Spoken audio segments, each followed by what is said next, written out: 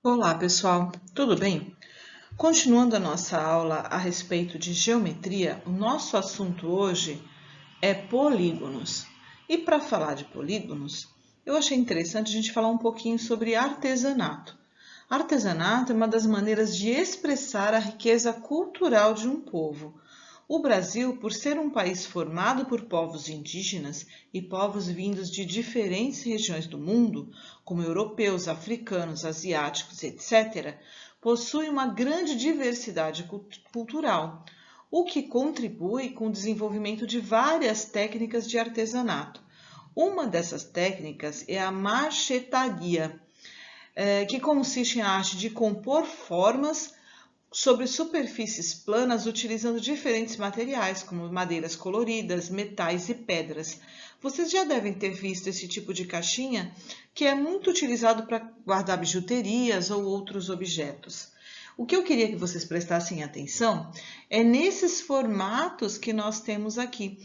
A nossa caixinha, ela tem um formato hexagonal, um hexágono, porque ela tem 6 lados, né? 2 lados nós estamos vendo aqui, os outros, pela superfície dela, a gente consegue enxergar. 1, 2, 3, 4, 5, 6. E além disso, toda a decoração dela é no formato de polígonos.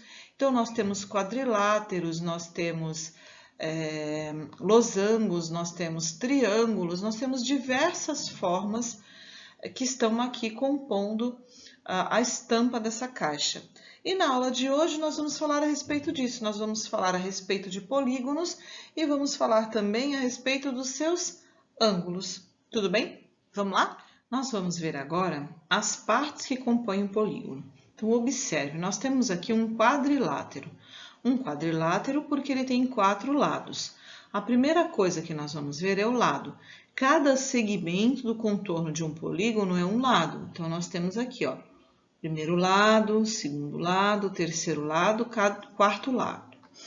Nós temos também o vértice. Cada ponto em que 2 lados de um polígono se encontram forma um vértice. Lembra que nós vimos falando sobre ângulos e vértices? Então, os segmentos de retas que formam os lados do polígono, quando eles se encontram num ponto, formam o vértice. Então, nós temos aqui, o nosso polígono tem 4 lados, então ele tem 4 vértices, tudo bem? A diagonal. A diagonal são essas linhas que estão aqui, ó, em vermelho. Elas partem de um vértice ao outro e elas não tocam o mesmo lado, tá vendo? Então, uma diagonal é um segmento de reta que parte de um vértice em relação ao vértice oposto, ok? No caso do nosso quadrilátero, ele tem 2 diagonais. Partindo desse vértice, ele tem uma diagonal para a direita e aí ele tem no vértice superior, ele também tem uma outra diagonal aqui, ó. Depois nós temos o ângulo interno. O ângulo interno é essa parte de dentro aqui do nosso polígono. Fora o ângulo interno, nós também temos um ângulo externo. Cada ângulo externo de um polígono é determinado por um lado e pelo prolongamento desse lado que é adjacente. Então, olha só, deixa eu pegar minha caneta aqui, ó.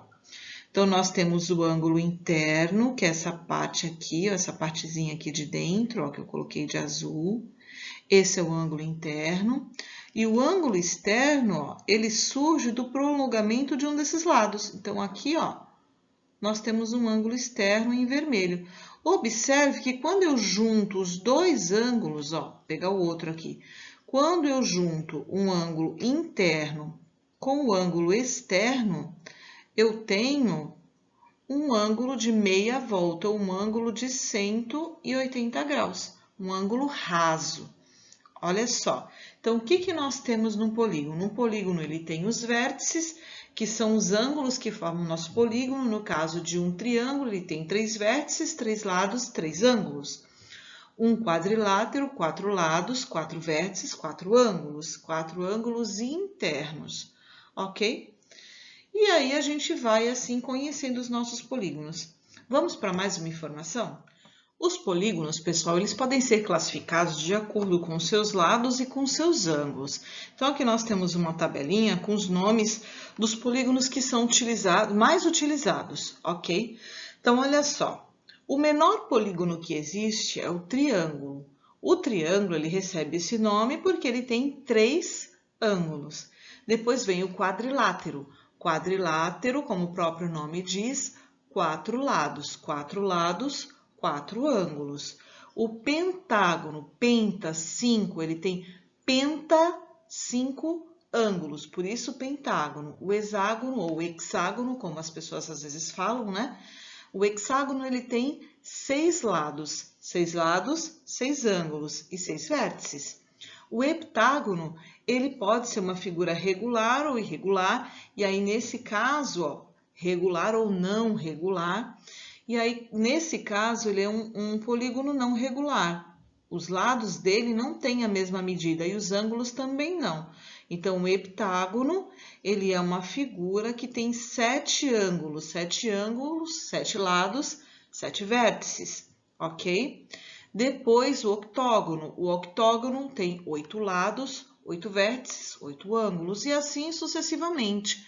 O eneágono, com 9 lados, o decágono, com 10 lados, 10 vértices e 10 ângulos internos.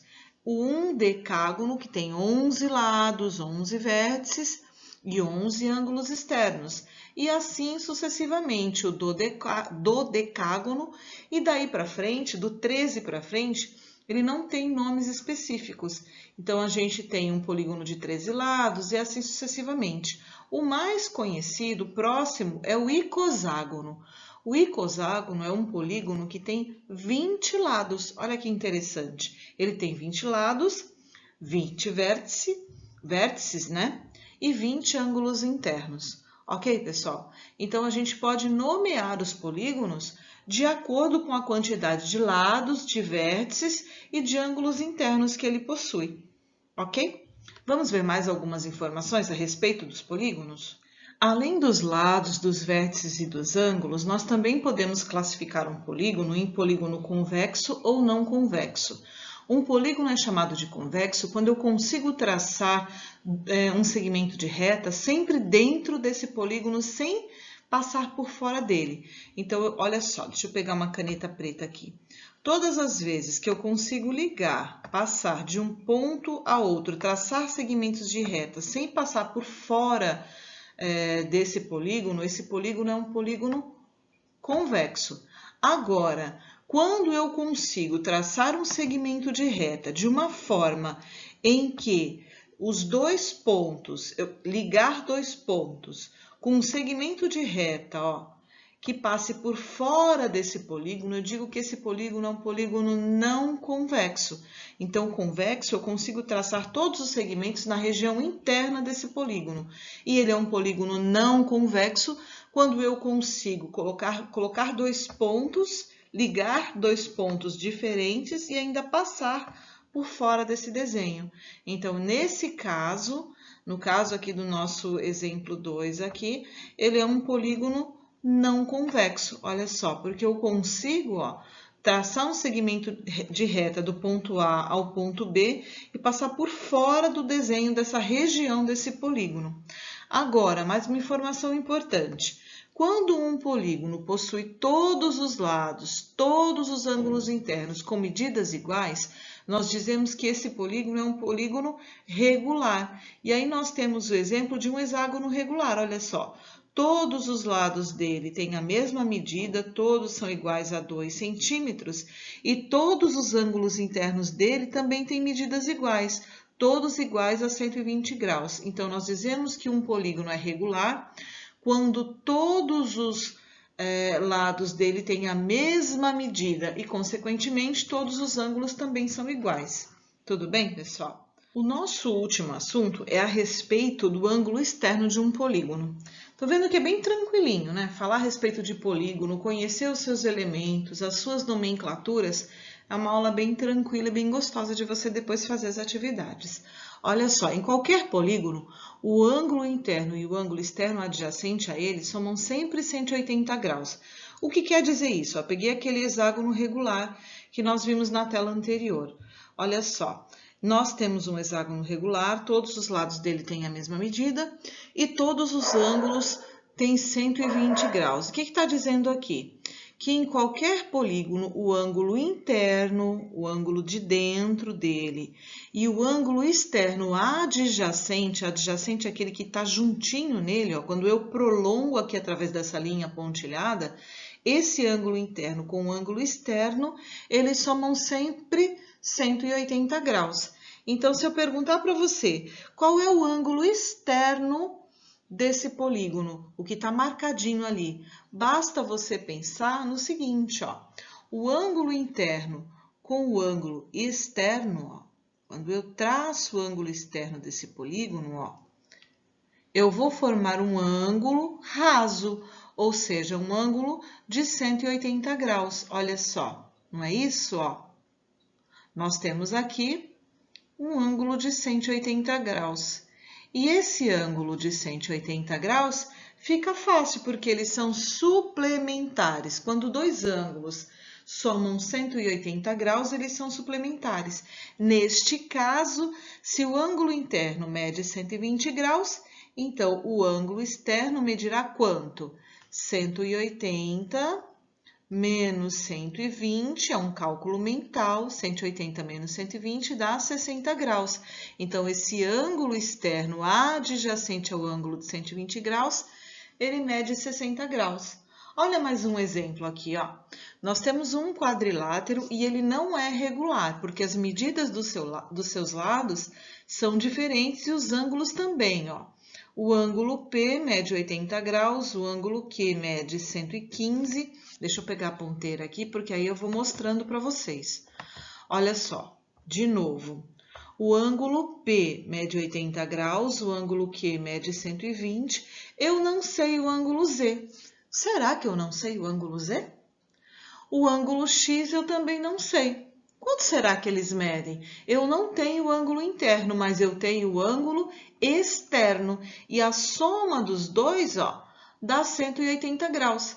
Se a soma do ângulo interno com o ângulo externo sempre somam 180 graus, então como é que eu faço para descobrir o ângulo que está faltando? Super simples, não é?